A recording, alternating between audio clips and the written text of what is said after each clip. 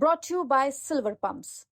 Top quality और consistent performance के लिए सिर्फ सिल्वर पंप्स नाम याद रखना। मैं इस वक्त राधिका यादव के गांव वजीराबाद में मौजूद हूं। ये वही गांव है जहां पे राधिका यादव का बचपन बीता था।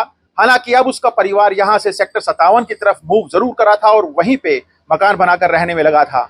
लेकिन आज एक सुबह वीडियो सोशल मीडिया पर वायरल हो रहा है। हिमांशिका राजपूत का यह वीडियो बताया जा रहा है जिसमें हिमांशिका राजपूत राधिका को लेकर काफी कुछ खुलासे करती दिखाई दे रही है। इस मुद्दे पर मेरे साथ वजीराबाद गांव के ग्रामीण और राधिका यादव के भाई मौजूद हैं। इनसे जानने की कोशिश करेंगे कि जिस तरह के आरोप हिमांशिका राजपूत लगा रही है कि परिवार में उसको एक बंधक की तरह बनाकर रखा गया था या फिर आजादी नहीं दी जा रही थी परिजनों की तरफ से, क्या कुछ कहेंगे इन आरोपों को लेकर? पहले एक बार अपना नाम बताइएगा। मेरा नाम रोहित यादव है। दीपक यादव हमारे चाचा लगते हैं और राधिका यादव हमारी बहन थी। हमारे गांव में कम से कम भी सैकड़ों लड़कियां और बहू हैं। कोई डॉक्टर है, कोई इंजीनियर है, कोई गवर्नमेंट जॉब है।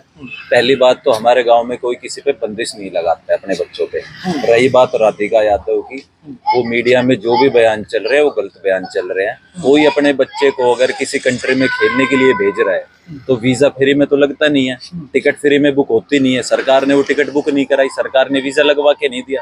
अपने पैसों पे दीपक यादव ने अपनी बेटी को जब दूसरी कंट्रियों में, मेरे हिसाब से वर्ल्ड में कोई कंट्री ऐसी बची होगी जहां वो राधिका यादव हमारी बहन खेलने नहीं गई। मीडिया में बेफजूल के बयान चल रहे हैं। वो उनकी पारिवारिक परिस्थिति, वो जो हुआ भाई वो तो या तो दीपक यादव जाने या वो गुड़िया जाने। इसके अलावा रही बात पैसों की या बंदिशों की, कोई अपने बच्चे पे, हमारे गांव में तो ऐसा कल्चर नहीं है जी कोई अपने बच्चों पे बंदिश लगाए। वीजा लगता है 5 लाख रुपए लगे कि 10 नहीं, लाख। हिमांशिका राजपूत ने ये आरोप लगाया कि उनके पिता उनके ऊपर दबाव बनाते थे, पूरा परिवार दबाव बनाता था कि आपको अगर कहीं जाना है तो फोन कॉल हमारे सामने कीजिए, आपको कहीं जाना है तो वीडियो कॉल हमारे सामने कीजिए। इस तरह की बंदिशें थी और जिससे राधिका परेशान थी और कहीं ना कहीं इस देश को छोड़कर दूसरे देश में शिफ्ट होने के बारे में सोच रही थी। क्या ऐसी कोई जानकारी है आपके पास? नहीं भाई साहब, ऐसा कुछ नहीं है। अगर बंदिशें होती या पाबंदी होती तो वो टेनिस ही नहीं खेल पाती। इतनी आजादी थी बच्चे पे, जब तो वो हर कंट्री में जाके टेनिस खेल के आई है। अगर बंदिशें होती तो बच्चा घर से भी नहीं निकल सकता है। अब मान लो मेरे पिताजी हैं, अगर वो मेरे ऊपर बंदिश लगा देंगे भाई तेरे को घर से नहीं निकलना, तो मैं घर से नहीं निकलूंगा। बंदिशें तो वो होती है। अगर बंदिशें होती तो वो कहीं टेनिस भी खेलने नहीं जा पाती। ऐसा कुछ नहीं, मीडिया में गलत बयान दिए जा रहे हैं उसके खिलाफ। ऐसी कोई बंदिशें नहीं थी, कोई पाबंदी नहीं थी, कोई फोन कॉल का कोई इस तरीके का कोई वो नहीं था। पारिवारिक परिस्थितियां देखो जी, किसी के परिवार में कुछ भी पैदा हो सकती है, लेकिन अब उसके बारे में जो भी बोला जा रहा है वो गलत बोला जा रहा है मीडिया में। अच्छा, ये भी कहा जा रहा था हिमांशिका राजपूत की तरफ से कि राधिका पिछले कुछ महीनों में दबी दबी सी रहती थी, अपनी बात किसी से कह नहीं पाती थी, अपनी बात किसी को कह नहीं पाती थी। वो मुझसे सारी बातें शेयर करती थी और कहती थी कि यार दिल भर गया है इस घर से, इस इलाके से, अब मुझे किसी दूसरे देश में शिफ्ट होना है। देखिए जी, राधिका की मम्मी भी है, उसकी कजन भी है, उसका पूरा परिवार है। अगर उस पर बंदिशें होती, चलो मान लो उसके पिताजी उस पर बंदिशें कर रहे हैं, तो क्या वो अपने घर में, अपने परिवार में किसी को नहीं बताती? राधिका की वो जो हिमांशी राजपूत जो आप नाम ले रहे हो, इस चीज की क्या शोर्टी है कि वो उसकी बहुत बेस्ट फ्रेंड है, वो सब कुछ उसको बताती थी। मेरी रिक्वेस्ट है, कृपया करके अब जो कुछ हो चुका है उसको थोड़े दिन इंतजार कीजिए। ऐसा कुछ नहीं है, ना ही बंदिशें थी। उसके परिवार में सब है, उसकी बहन है, उसकी मम्मी है, उसका भाई है, उसका कजन है। अब उसके बारे में, बेचारी के बारे में ज्यादा मीडिया में मेरे हिसाब से कुछ लोग बागों को बयान नहीं देना चाहिए। इनामुल हक का भी नाम आया, उसने लव जिहाद के ऊपर भी बोला हिमांशिका राजपूत ने।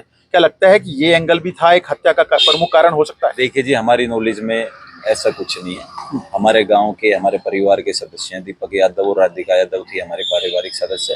अब वो परिस्थितियां उनके घर में सर क्या पैदा हुई है इसके बारे में हम कुछ नहीं कह सकते। चर्चा तो जरूर होती होगी परिवारों में, क्या कुछ मेन कारण निकल के आया हत्या के पीछे का?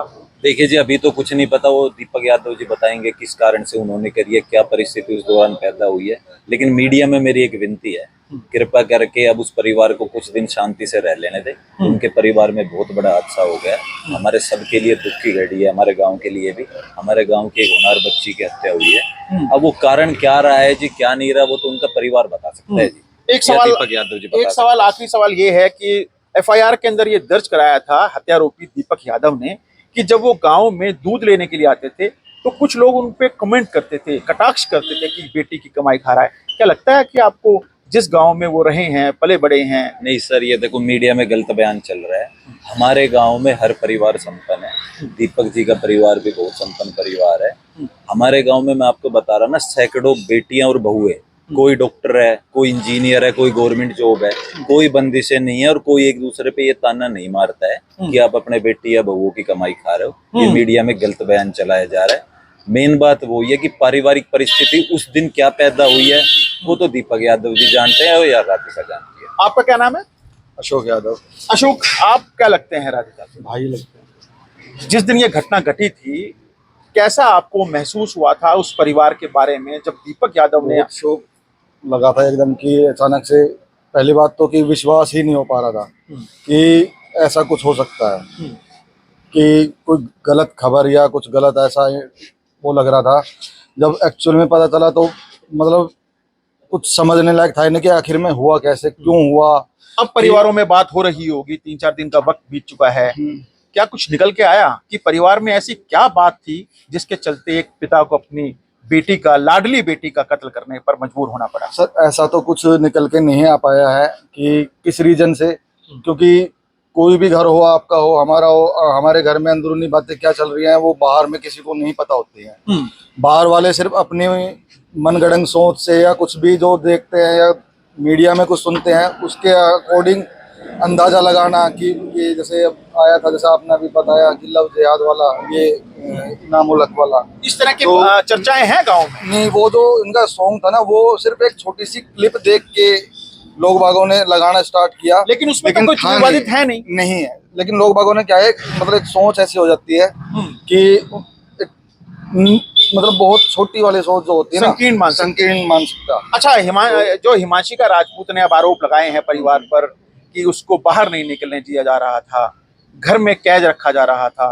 राधिका यादव ने हिमांशिका राजपूत से बात की और कहा कि इस देश को छोड़ना चाहती है, किसी दूसरे देश में सेटल होना चाहती है। नहीं सर, हो सकता है उसने अगर ये बातें कही हैं तो किसी और उसमें अपने मतलब जो अपने जिस चीज में थी वो टेनिस में, तो उसमें अपना स्कोप और आगे बढ़ाने के लिए वो उस विषय में बात करी हो। हर चीज को घुमा के भी लाया जा सकता है, क्योंकि आज के टाइम में वारदात या इस तरीके की हुई है कि हर चीज को, हर पॉइंट को घुमा के बताया जा सकता है लोगों के सामने, की नजरिया चेंज करने का। हालांकि 25 साल उम्र थी राधिका की, लेकिन ऐसे दबे कुचले जो बच्चे होते हैं वो कहीं ना कहीं बेहद सेंसिटिव होते हैं। जब आपकी राधिका से बात होती थी, कब आखिरी बार बात हुई थी आपकी? बात तो हम जैसे कभी कोई शादी समारोह, कोई फंक्शन ऐसा होता था तो होती थी, बस वही कि भाई गामा किसनी वाली जो थी। बाकी ज्यादा यही था कि हाँ मगर बेटा अपने इस पे ध्यान दो, खेल पे, यही ज्यादा वो आपका था। क्या कुछ नाम है? हरीश। हरीश, क्या सेंसिटिव बच्चों में से शुमार थी? क्योंकि इंटरनेशनल खिलाड़ी थी, देश विदेश में खेली थी। क्या सेंसिटिव थी राधिका? नहीं, सेंसिटिव नहीं थी। ये क्या है कि जो बच्चे हैं अपने खेल रहे हैं, माँ बाप उनको यानी कि पूरी तैयारी कर रहे हैं, भाई उनको लेके साथ जा रहा है, तो फैमिली की पूरी छूट है पूरे, मतलब यानी कि किसी भी प्रकार के अपने गेम में जो उनका एम है उसको चूज करने में, तो उनके पीछे बचपन से तैयारी कर रहे हैं। तो ऐसी इस प्रकार की जो ये आ रही है निकल के, भाई वो बोल रहे हैं कि पाबंदी थी, ये थी। अगर पाबंदी होती तो वो शुरू से नहीं खेल पाते। हिमांशिका राजपूत के बयान से आप सहमत नहीं है? नहीं, सहमत नहीं। क्या कुछ कारण है कि सहमत नहीं है? कुछ व्यक्तित्व के बारे में बताइए अगर राधिका के बारे में, जिससे कि मैच नहीं करता है बिल्कुल भी जो हिमांशिका राजपूत आरोप उनके फादर मतलब यानी कि इतने वो थे कि जो उनको बचपन से उसके साथ अपना भी समय दे रहे हैं, 15-20 साल उन्होंने अपना भी टाइम दिया बच्चे के साथ, वो जा रहे हैं। तो यानी कि जो कह रहे हैं कि हिमांशी की भाई ये बच्चा यानी कि इतनी पाबंदी थी, उनकी मम्मी पापा जो ऐसे करते थे, ऐसा कहाँ होता है कि जो यानी कि उनके फादर उनको लेके जा रहे हैं, पूरा टाइम दे पा रहे हैं, तो उनका कहना ही गलत है। हाँ, कहाँ तक पढ़ी लिखी थी राधिका? ये उन्होंने ग्रेजुएट थी।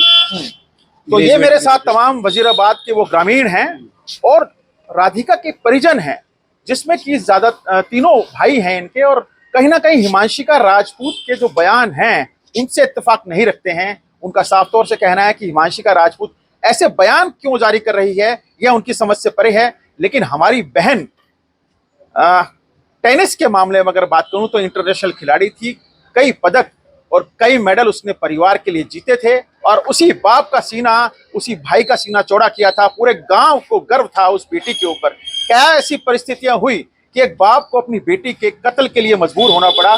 यह तो पुलिस की इन्वेस्टिगेशन के बाद जरूर साफ हो पाएगा, लेकिन जरूर अब हिमांशिका राजपूत के बयानों के बाद राधिका के परिजन सामने आ रहे हैं और बता रहे हैं कि हिमांशिका राजपूत के बयान बेबुनियाद जरूर नजर आ रहे हैं। कैमरामैन परवीन